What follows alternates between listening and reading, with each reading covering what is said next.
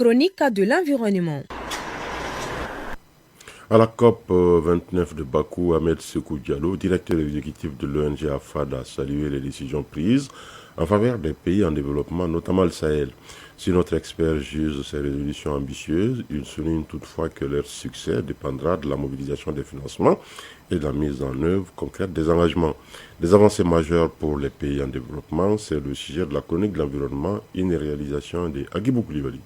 À Bakou, lors de la COP 29, Ahmed Sékou Diallo, directeur exécutif de l'ONG AFAD, a salué les avancées significatives réalisées dans les discussions sur le climat.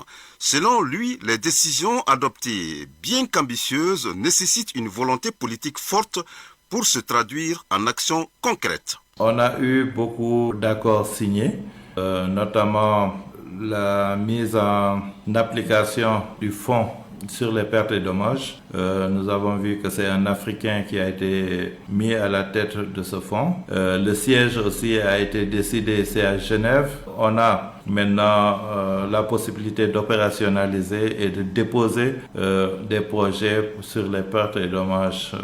Donc ça, c'est des acquis.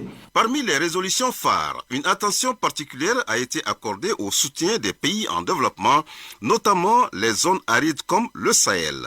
La COP 29 a mis en avant des mesures cruciales pour nos régions, mais leur mise en œuvre dépendra des financements mobilisés et de leur utilisation judicieuse, a souligné Ahmed Sékou Diallo. On avait fixé aussi pour cette COP d'avoir un nouveau objectif quantifié en matière de financement. Bon, à la COP de Paris, on était à 100 milliards.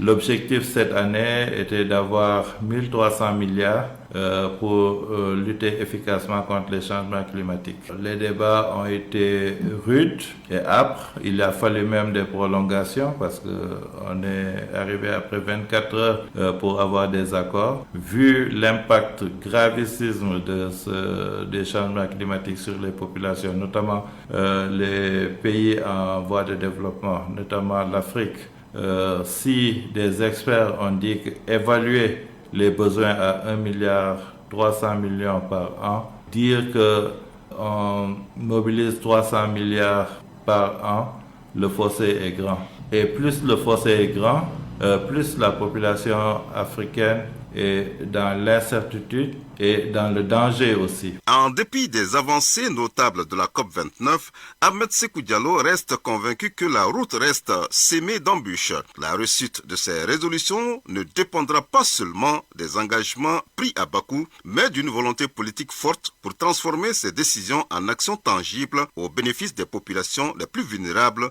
comme celle du Sahel.